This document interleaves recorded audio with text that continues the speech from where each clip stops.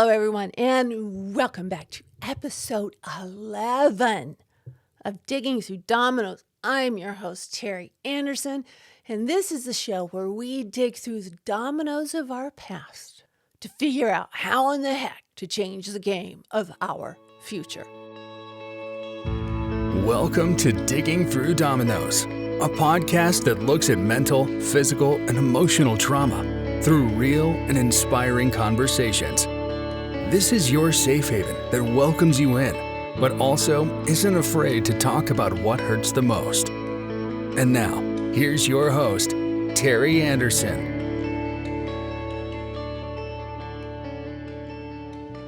Today's episode is on a topic that I really hadn't thought about doing at this point until it hit me square in the face. I realized if I didn't do it now, I might lose some of the passion in trying to relay to you the way this works, at least with me.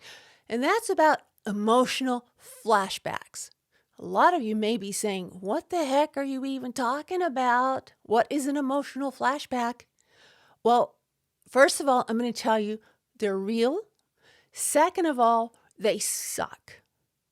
So I'm going to tell you, Pete Walker, in his book, Complex PTSD from Surviving to Thriving, Chapter 8, the first paragraph says, emotional flashbacks are intensely disturbing regressions, which are otherwise known as amygdala hijacking, to the overwhelming feeling states of your childhood abandonment. When you're stuck in a flashback, fear, shame, and or depression can dominate your experience. I have to tell you, out of all the therapy I've had, and there's been a lot of it, this one piece of information for me explained so much of my life. First of all, I never even knew what an emotional flashback was or how intensely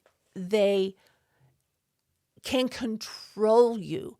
And, amygdala hijacking, that is exactly what happens. You're hijacked. You're transported back in time to another place where things were really bad. Not quite as bad as whatever you may be going through at the moment that triggered that emotional flashback. But you know what? Like I said before, they suck. So we're going to talk about them because I had a trigger today. I had a trigger a few weeks ago. Today's was a little more strong than it was a few weeks ago. And I thought, you know what? I'm going to let you guys know. I've told you through this, I'm going to be transparent. I'm going to let you know my journey so I know what you're going through, or at least I would be able to empathize, to sympathize, to understand maybe a little bit more of what you're going through. And maybe you wouldn't feel quite so alone. And hopefully this might help some of you guys understand what's happening when it's happening. So what is an amygdala, you might be asking. The amygdala is a structure in the brain that controls emotions such as fear, sadness, aggression, and it prepares us for possible oncoming danger. It's a part of our brain that's primarily responsible for the flight, fight responses that we get so often, because it's the part that really tells us, hey, wait a minute, you're in danger. Okay, so the amygdala, as I said, is responsible for the perception of fear, the perception of danger, and the regulation of anger. The amygdala also helps to store memories of events and emotions so that we might be able to recognize them later. Like that dog that, for me, it was a Chihuahua, came and bit me. For the rest of my life, I have been petrified of Chihuahuas because of the one that bit me when I was probably 2 or 3 years old. I just read this paragraph here that I have on my computer, and it says, if you've ever suffered a dog bite, then the amygdala may help in the processing of that event and therefore increase your fear or alertness around dogs. So it's kind of weird that I came up with that before I even saw this. It says the size of the amygdala is positively correlated with increased aggression and physical behavior. Okay, so we have this little thing in our brain, shaped like an almond, and I didn't turn off my focus. Out of all things, my phone just rings. I should have known to put focus on before, but I didn't do it. And it said no caller ID. That would have been a double do not answer this phone call. And it was a dude trying to scam me. He said, how are you today, ma'am? I said, I'm a little irritated that I'm in the middle of work and you're making a phone call to try and scam me. His response was, F you, F you, F you. I'm like, go away. We're talking about the amygdala and the fear. And I bet mine's going to be storing a little bit of anger for these phone calls. So knowing that the amygdala stores those memories of fear, those memories of trauma, so that we can recognize and be on the alert and really be out of there before the rest of our brain realizes what's going on, is really important. That really helped me understand so many of the feelings that I had had for so long that were extremely out of proportion in looking back on them. At the time, I didn't think they were out of proportion, but in looking back on them, I can see how out of proportion they were to the current event. The amygdala can be damaged in adults by surgeries and things of that nature. In children, it can be damaged by intense, prolonged trauma. That makes so much sense. Our brains are actually rewired in ways that we have no idea, that control when someone, what happened yesterday? I was vacuuming or I was doing something, somebody walked in the door and I freaked. I jumped right out of my skin.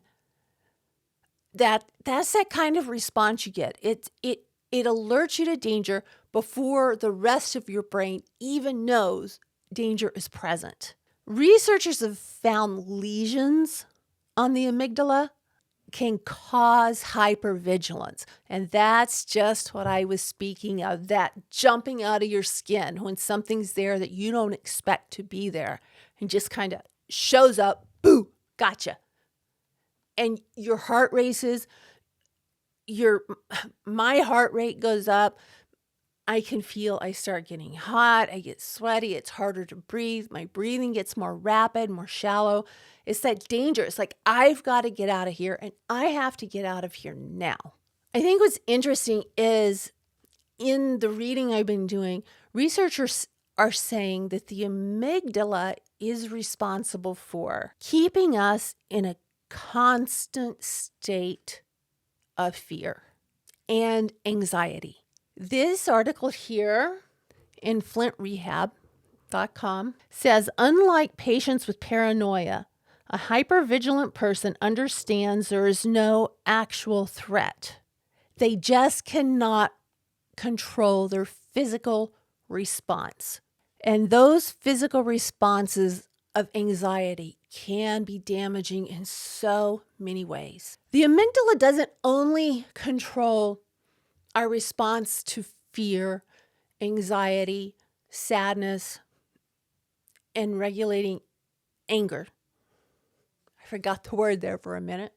It also plays a crucial role in other cognitive functions and can lead to, if you have damage to that part of your brain, it can lead to things such as poor decision making and impaired emotional memories. The traumatic experiences that we have there's such a wide range of symptoms that affect all aspects of life of survivors of trauma. Those symptoms include clinically significant distress and impairment in social, occupational, and other areas of functioning. Traumatic experiences also affect the amygdala by leading to significant structural and functional changes in the brain. And it pretty much controls our emotional and our cognitive abilities and processing. So I'm going to tell you a little bit more that I have here pulled up in certain documents on my pages. And then I'm going to tell you my experience and how it's affected me through the years. And at times has made me want to cease existence. So the hippocampus, if I said that correctly, and the amygdala work together. And what they do is the amygdala encodes the emotional aspect of a memory, while the hippocampus, please correct me, controls the context. The combination of them working together strengthens overall memory. That may explain why memories of life-changing events such as weddings are more clear than other mundane experiences. However, it says if the amygdala is damaged, the double encoding cannot happen. You cannot put the experience within the context, which makes a huge freaking deal. If you can't put that memory in the context in which it happened, it can pop up anytime.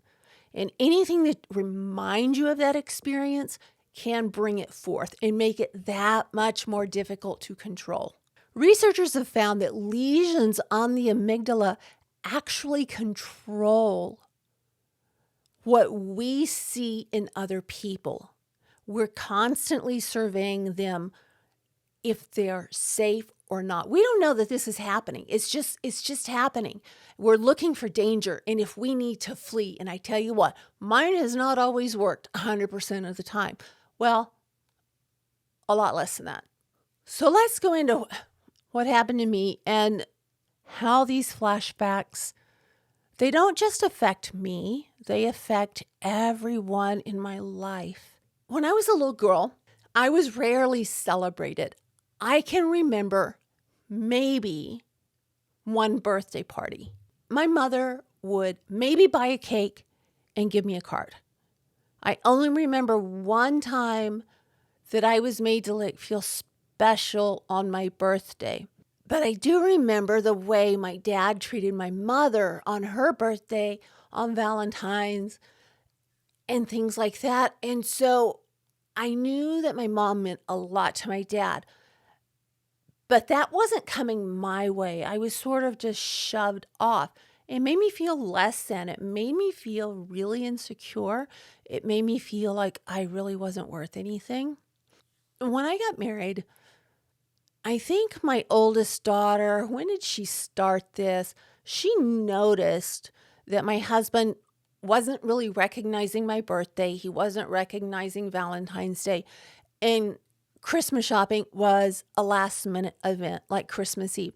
That really hurt my feelings because I'm thinking, I'm on the other end of that. I'm thinking for weeks what the perfect thing would be. I did not realize at the time that those emotions I had were being not only the emotions that I was having in the present, but they were being magnified by the way I had felt at the most dangerous, most difficult times of my childhood. So when you combine the two together, I was like off the charts with emotion. And, a typical person that didn't have the childhood neglect that I had would probably respond to it in a completely different manner. I didn't. I would be severely hurt. Now, there were a lot of things that led up to that I think when you mesh everything together, it made it even more significant than it would have been. But my daughter, oh gosh, I don't know how. Well, let's see. My mother died in 2006. I'm going by cars, yeah, years of cars. I had the Jaguar, and I think that's the first year my daughter did it.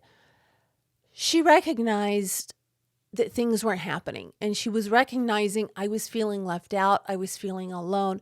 Here I was dealing with 8 kids, my grandson, all of the friends, everything that was going on. And mom was being left out. Here on Mother's Day, here on my birthday, it hit me hard.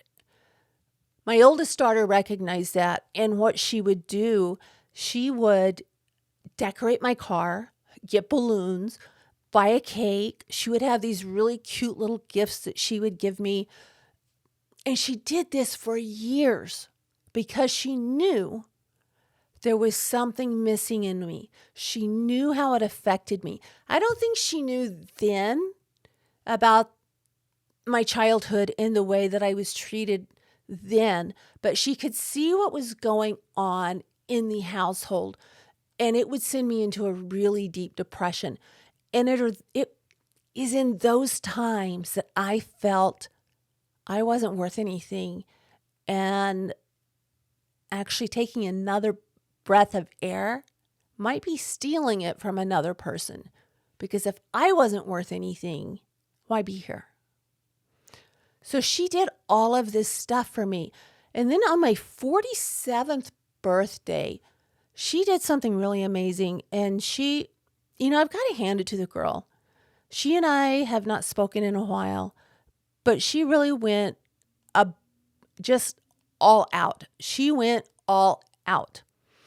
It was on my 47th birthday, and people started showing up, like, that lived out of state. My brother, and then my other brother, my aunts. We went to I didn't know that they were planning a surprise party, and we had a motorcycle event to go to, and I kind of had a feeling something was up, but I wasn't sure. So we went to this motorcycle event. My sister-in-law said she wasn't feeling well and she really needed to get home. And I'm like, but we just got here. So we go home, get back to the house, and I had a feeling. The energy was different in my house. So I went down into the guest suite that we had built on for my mom. And there were balloons, there were streamers. My aunts were there. My brothers, friends, people I didn't even know. And it was an all-out surprise costume party with the most beautiful cake I had ever seen. I was blown away. I was totally blown away that my daughter realized I needed to feel important, and she made it happen. So my husband doesn't really feel the same way about birthdays, and I don't think he understood for a long time why it was so important to me, why Valentine's meant something to me, why Christmas meant something to me, and why my feelings were so hurt if a kid was sent out with a credit card, or nothing was even thought of but was bought the day of Christmas Eve. I don't think he understood why I was so hurt. I didn't understand why I was so hurt, but I was devastated. And it was all of those memories from childhood telling me I wasn't worth it. And they were hitting me hot and furious. And they would really send me, like I said, into the depths of despair, into a depression that I a lot of times didn't think I was going to be able to come out of. I know people looked at me and thought, what is your problem? You're such a selfish brat. Even me, I was thinking, what the heck is going on here? Why is this affecting me like this? I see other people and it's not happening to them. Well, thanks, Mom and Dad. I really appreciate, I love my parents. Like I said, I love my parents. But this is one of the things in my recovery that has meant the most and has explained the most to me in my reactions, in my overreactions, and things of that nature. I understand there are certain things that aren't as important to other people as they are to me logically. Emotionally, it's really hard. I've had 60 years of this amygdala hijacking going on. I had no idea what it was. I just felt I wasn't worth it. Now it makes sense. Does it hurt less? No, it doesn't hurt less in any way, but it makes sense. When I think of how hard my daughter worked to pull all of this off, I'm absolutely blown away. One, that she sensed it, and two, that she followed through and she made sure her mom felt special. And as I said, I didn't understand why it really bothered me. I think part of me thought, I'm working my butt off raising all of these kids and homeschooling these kids. And I don't know, I think I felt I wasn't really appreciated. But there again, that comes from my childhood. I wasn't appreciated when I was a kid. I was appreciated by my father after my mother died. Very appreciated. As a matter of fact, after my mother died, my dad and I built this incredible relationship. And it made me understand a lot more of what was going on and some of the choices were made. But you know what? That trauma is still imprinted on my soul. It's still imprinted in my amygdala. And so when something like that happens, immediately before my brain can logically work it out, I flash back. I get into an emotional flashback, and it is absolutely devastating. It also goes a long way in explaining, my startle response, which is really exaggerated, and people have laughed at me all my life for it. But it also explains my intense fear. Well, I guess a fear that I had, I no longer have it, of abandonment. Not only did my dad abandon me every month when I was growing up, and my mother would lock us out of the house, or at least me, and she would lock her bedroom door, and really had no emotional connection with my mother growing up. I have this huge thing of abandonment. And there were times when things would happen that made no sense to me, as I said before, why it was so severe, why it completely overwhelmed me and made me go to those dark, dark places where I should never have gone. Not only did I have the fear of being abandoned, I saw what my dad's mother did to him and his brother and his sisters. So that was ingrained in me also. If your mother can just haphazardly give kids away here and there, I think kind of by proxy, I got my dad's abandonment issues.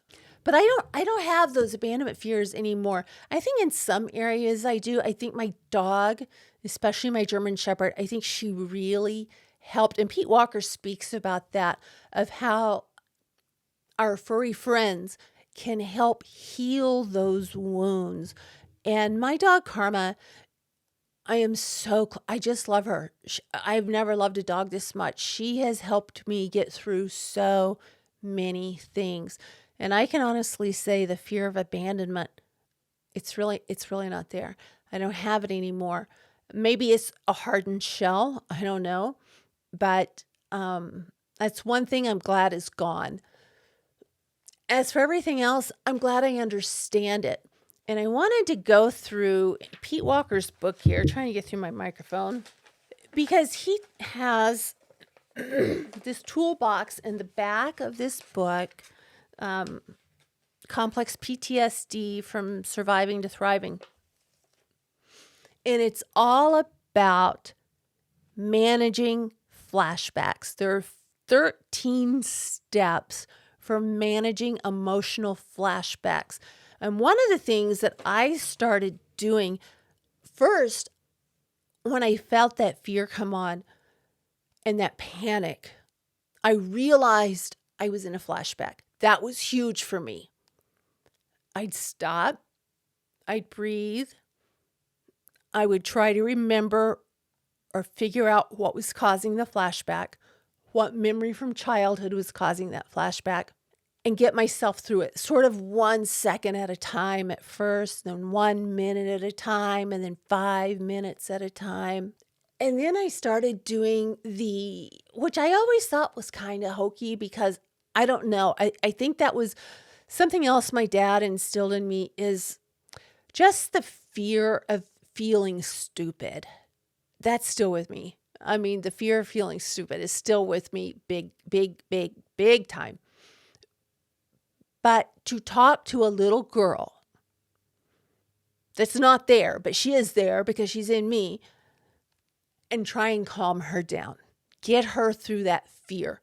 Get her through that time that she's going to be safe, and reparent, if you will, myself. I haven't got through all of that in these books, and hopefully I will, but that's something that's really helped a lot. And I wanted to go through some of these things that Pete Walker speaks about, because I think you guys are going to find it really, really helpful. At least I have. One of the first of his 13 steps for managing emotional flashbacks is to say to yourself and to recognize, I'm having an emotional flashback. Believe me, it helps a ton. Pete says flashbacks take you into a timeless part of the psyche that feels as helpless and hopeless and surrounded by danger as you were in childhood. The feelings and sensations you are experiencing are past memories that can't hurt you now. Remind yourself, step 2, remind yourself, I feel afraid right now, but I'm not in danger. I feel hurt right now, but I'm not in danger. He says, I'm safe now, here in the present. Remember, you are now in the safety of the present, far, far from the danger you faced in the past. Number 3, own your right and your need to have boundaries. I have done that. Actually, I didn't even realize that was part of one of his steps, but I realized my boundaries, I can't really say they dawned on me, 10 years ago. It was within the last 2 years I realized how much I needed to set boundaries. And I found myself where in times past, I would say, anything you need, I'll do anything you need. I've stopped short. And that's just an example. I've said, I'm here for you. I've gotten myself in trouble by overcommitting. I've gotten myself in trouble by letting negativity into my life. And I just don't do that anymore. If there's an argument going on, I disengage. If I can, I disengage. I leave. I don't have room for negativity in my life. I had enough of it as a kid. My gosh, at 6 years old, I need a break. I'm taking a break from it. He says on step 3, remind yourself that you do not have to allow anyone to mistreat you. You're free to leave dangerous situations and protest unfair behavior. Speak reassuringly, which is number 4, to your inner child. The child needs to know that you love him or her unconditionally, because we were only loved conditionally before. That they can come to you for comfort and security, and you will be there. Number 5 is deconstruct eternity thinking.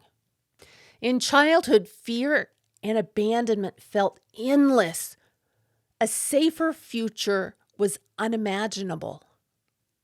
And I think I've told you guys, I knew for sure I couldn't take care of myself. When I was a young adult, I knew that 100%. I could not take care of myself. And that was my future. But he's saying to abandon that thinking process. Number 6, remind yourself that you are in an adult body. Oh my gosh, what a huge, huge thing that is. Even when I'm at parties or I'm going to see some of my friends perform or something, I have to remind myself I am in an adult body, because otherwise I feel like a child and like I have no right to walk up on them, to say hello to them or whatever. And I'm really in check with myself. I haven't always been, but I sort of swung one way and then swung back the other. And that's something that I really need to remember. I'm an adult body. I'm in an adult body. I cannot be hurt the way I was when I was a kid. I have the mind of 60 years. I have the wisdom, hopefully, of 60 years, and I can figure something out. Okay, in destructing eternity thinking, remember this flashback will pass as it always has before. And that's something I started doing without this exact wording, but thinking, okay, so far, my goal of making it through to the other side has been 100%. And if I have been able to make it to the other side 100% of the time, I can do it this time. Sometimes it's like I'm hanging on by my fingernails, but I can make it. Number 7, he says, ease back into your body. We have a tendency when these things happen to disassociate. And I know that there were years that I had disassociated. Probably a good amount of my life was spent in disassociation. But he says, fear launches you into heady worrying or numbing, and into spacing out, playing video games, being stuck on the computer, which I am. I'm on the computer all the time. It says, gently ask your body to relax. Feel each of your major muscle groups and encourage them to relax. Tighten muscles send false danger signals to your brain. That's something I've learned to do at night. I have a very difficult time going to sleep, and I'll lie there and I'll close my eyes and I start at my toes. I'll feel my feet on the sheets. I feel the fan. I listen. I try to be in the moment and feel every part of it. And that really brings me back into my body. It helps me to stop worrying so much. And I'm usually able to go to sleep without a sleeping pill, which is like huge for me. Breathe deeply and slowly. That's something I've had to learn, and I've been practicing that.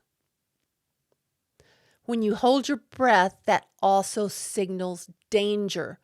So that's going to just intensify what you're feeling if you're holding your breath.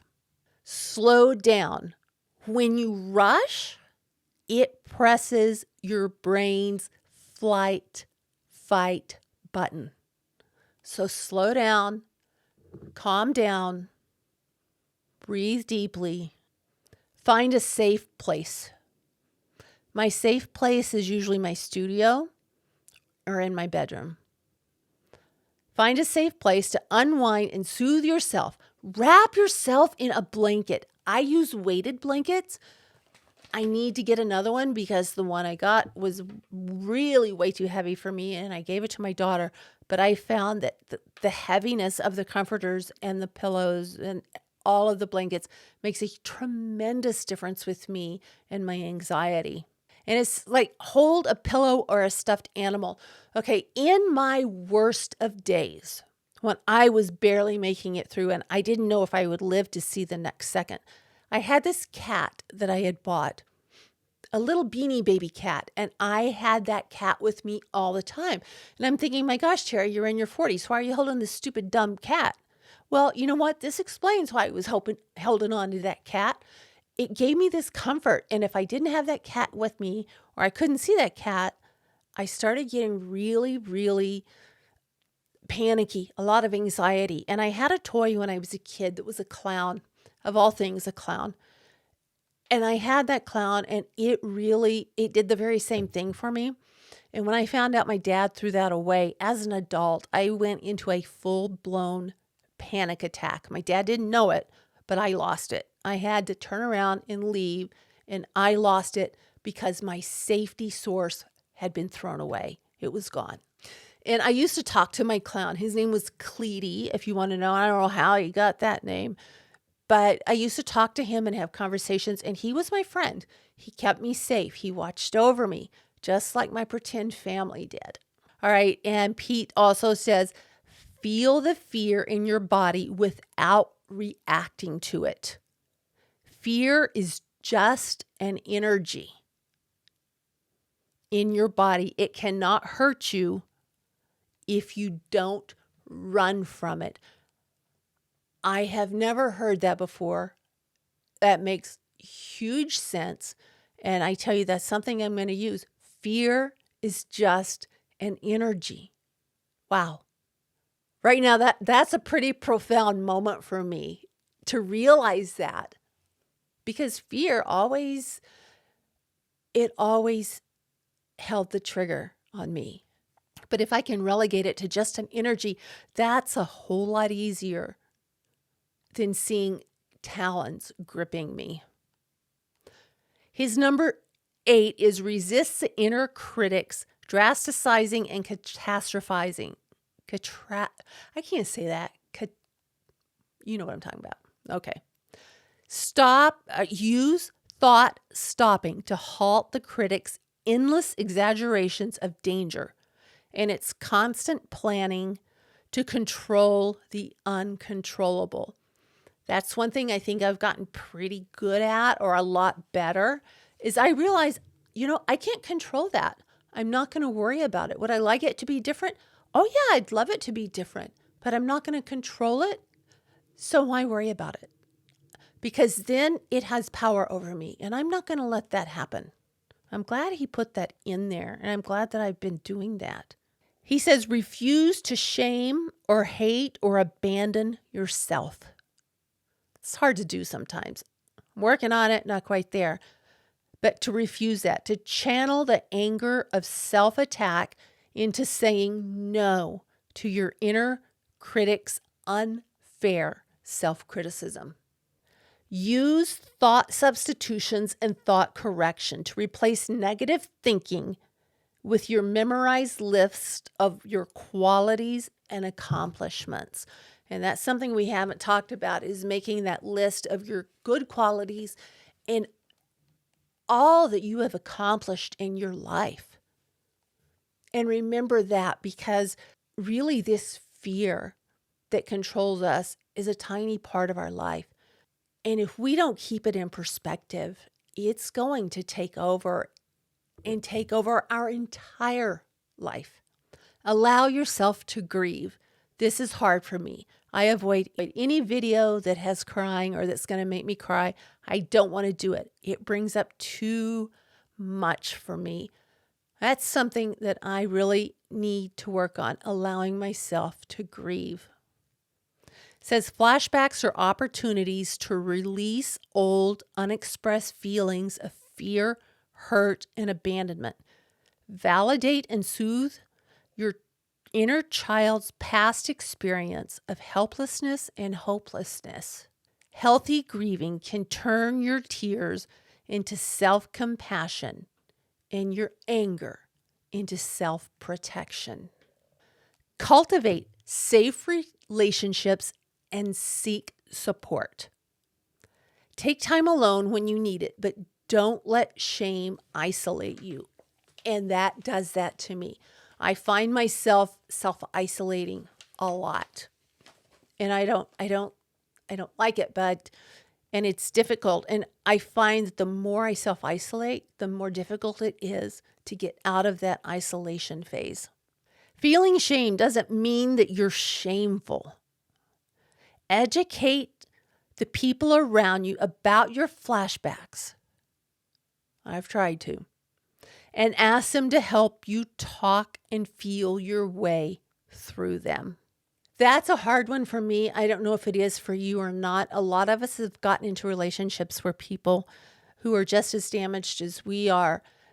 And in my case, it is, well, I'm stronger than that and I can control that. I'm sorry, you can't. And then you're left feeling like an idiot. And that's not true. At least I can acknowledge it. Even if they're not going to do it, I can do it for myself. Number 11, learn to identify the types of triggers that lead to flashbacks.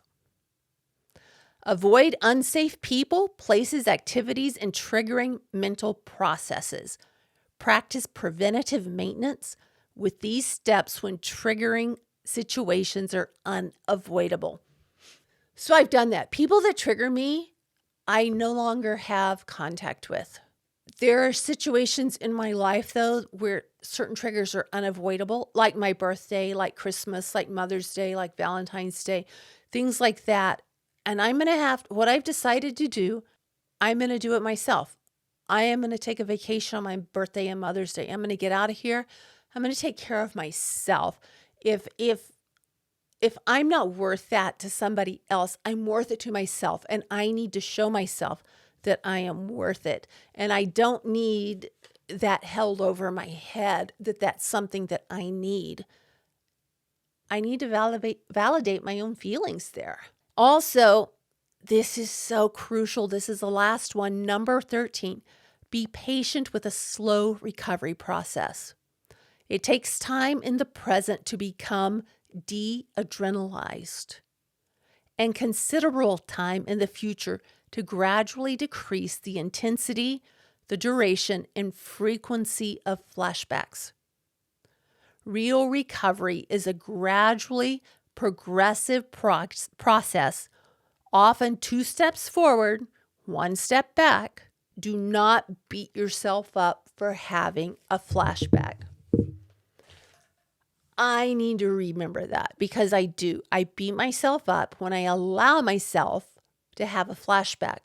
But now that I'm realizing that that tiny little part of my brain, that little almond-shaped part of my brain is actually containing all of those memories not in context. It's like, how do you control that? I guess, just talk your way through it. But I can see so much progress. I had therapy today with my psychiatrist who I see once a month. And he was talking about that he can gradually see me getting better and better and better with the steps that I'm taking to take care of myself instead of having to have someone else take care of me. He can see my progression, and that was amazing. That was amazing to hear. So yeah, recovery is a slow process. And I was watching a video, I may have mentioned it in the last episode, I don't know. And it was talking about you really have to come to a place in your life where you feel safe enough to recover. And I didn't feel safe enough to recover until a couple of years ago. I mean, I started the process. I've been in therapy for 12 years? I don't know the math on that.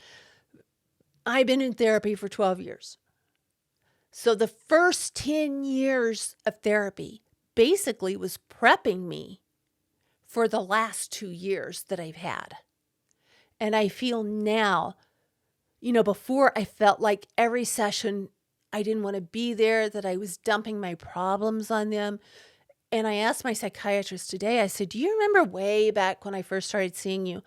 And I would tell you I was sorry for putting my problems on you. And he laughed at me and he says, yes, I remember. And I said, well, I don't mind it anymore because you're one of the guys that helps keep me safe and healthy.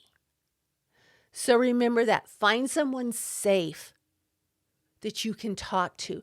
Not everyone's safe. And I had to find that out the hard way. But I am so happy that I now realize what an emotional flashback is, why I felt the way I was feeling, and how I can help control it. Because that just means I'm more in control of another part of my life, and I'm not relinquishing that control to another person. With that, we're about out of recording time. I am going to thank you guys so much. Please leave a review. If you want to get in touch with me, you can find my email. Email me. You can email me at diggingthroughdominoes@gmail.com. You can find my other emails on either my YouTube sites, and I believe it's also on my podcast platforms. I would love it if you would share. I hope that you get something out of the stuff that I've gone through, because my goal is for you not to have to go through everything I did, and to have a happier, much more conflict-free life. Until next week, guys, I'll talk to you then. Thank you for listening to Digging Through Dominoes.